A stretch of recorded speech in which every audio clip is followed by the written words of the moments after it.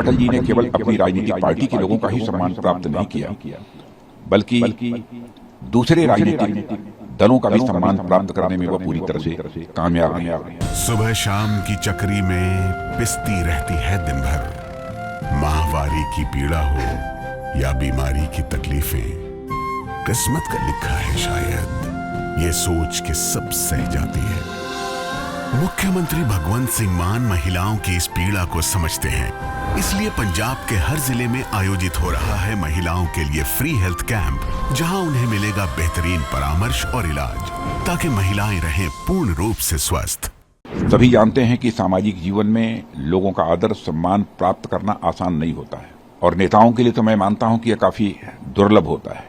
अटल जी ने केवल अपनी राजनीतिक पार्टी के लोगों का ही सम्मान प्राप्त नहीं किया, बल्कि दूसरे राजनीतिक दलों का भी सम्मान प्राप्त करने में वह पूरी तरह से कामयाब रहे। अटल जी के बारे में उन्होंने कहा था कि यह नौजवान एक दिन भारत का प्रधानमंत्री बन सकता है। श्रद्धेय अटल जी की जन्म शताब्दी वर्ष इस समय सारे देश में मनाई जा रही है। मैं मानता हूं कि भारत के राजनीति के अटल जी एक मनीषी थे और मां भारती के एक ऐसे सच्चे सपूत थे जिन्होंने देश की प्रतिष्ठा, सेवा और विकास के लिए अपना संपूर्ण जीवन ही समर्पित कर दिया था। सभी जानते हैं कि सामाजिक जीवन में लोगों का आदर सम्मान प्राप्त करना आसान नहीं होता है, और नेताओं के लिए तो मैं मानता हूं कि यह काफी दुर्लभ होता है। लेकिन अटल जी ने केवल अपनी राजनीतिक पार्टी के लोगों का ही सम्मान प्राप्त नहीं किया, बल्कि दूसरे राजनीतिक दलों का भी सम्मान प्राप्त करने में वह पूरी तरह से कामयाब रहे। उनके साथ मेरा व्यक्तिगत रिश्ता रहा है, लंबे समय तक उनके साथ काम करने का मुझे अवसर भी प्राप्त हुआ है। जहां तक मैं उनको समझ पाया हूं, मैं कह सकता हूं कि वह जन्मजात एक कवि थे, ओजस्वी वक्ता थे, श्रेष्ठ चिंतक थे और काल्पनिक क्षमता के धनी थे। विचारक भी थे, लेखक भी थे और भारतीय राजनीति के एक उज्जवल नक्षत्र थे।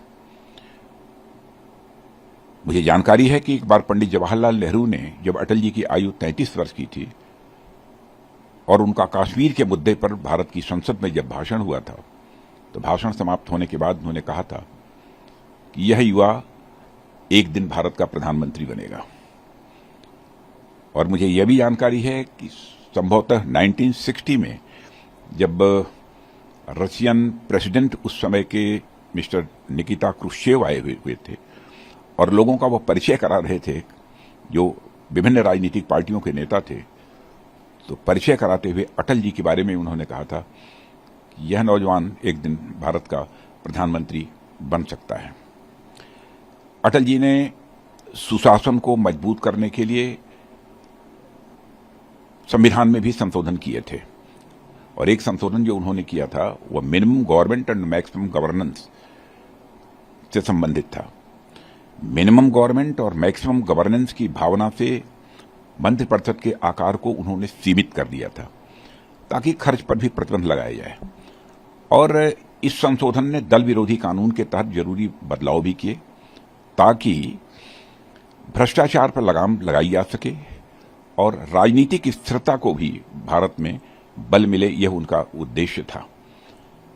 भारतीय अर्थव्यवस्था को सुदृढ़ करने में उन्होंने बहुत ही महत्वपूर्ण भूमिका निभाई, और सभी जानते हैं कि उस समय जीडीपी की ग्रोथ रेट मोर देन 8% थी। यह मैं समझता हूं कि एक बहुत बड़ी उपलब्धि थी। गोल्डन क्वाड्रिलेटरल स्वर्णिम चतुर्भुज योजना उन्होंने ही प्रारंभ की थी। North south east west corridor को भी उन्होंने ही प्रारंभ किया था। माने ऐसे कई योजनाएं उन्होंने प्रारंभ की थी, और इन योजनाओं को मैं यह मानता हूं कि यह पाथ ब्रेकिंग स्टेप्स थे विकास की दृष्टि से भारत में, जो सिलसिला अटल जी ने प्रारंभ किया था। टेलीकॉम सेक्टर और टैक्सेशन में भी उन्होंने बहुत सारे संशोधन किए थे। ऐसे यदि मैं गणना कराना शुरू करूं उनके द्वारा उठाए गए कदमों की, तो लंबी फहरिस्त है, बहुत विस्तार में जाने का कोई औचित्य नहीं है। लेकिन मैं इतना ही कह सकता हूं कि उन्होंने समाज के सभी वर्गों की चिंता की। जैसे मैं यहां उल्लेख करना चाहूंगा कि एससी, एसटी, ओबीसी की जो लड़कियां होती हैं, उनके लिए सुदूर ग्रामीण क्षेत्रों में भी एक कस्तूरबा गांधी बालिका विद्यालय भी उन्होंने प्रारंभ किया था। उसका परिणाम यह हुआ कि इस स्कीम के लॉन्च होने के बाद 4 वर्ष के अंदर ही स्कूल के बाहर रहने वालों की बच्चों की संख्या में 60% की 60% की गिरावट आई थी।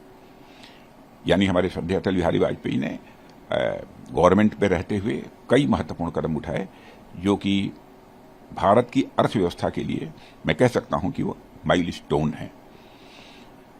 अब जो भी इस धरती पर आया है उसे जाना है, अब हमारे बीच नहीं है और उनकी जन्म शताब्दी वर्ष इस वर्ष मनाई जा रही है और सारे देश भर में पूरे धूमधाम से मनाई जा रही है। और हमारे प्रधानमंत्री मोदी जी ने यह भी फैसला किया 2014 में ही कि जो हमारे श्रद्धेय अटल बिहारी वाजपेयी जी का जन्म दिवस है उसको हम सुशासन दिवस के रूप में मनाएंगे। तो सुशासन दिवस के रूप में भी उनके इस जन्म दिवस को सारे देश भर में मनाया जा रहा है। इस अवसर पर इससे ज़्यादा कुछ न कहते हुए मैं उनके प्रति हृदय से श्रद्धा की अभिव्यक्ति करता हूँ।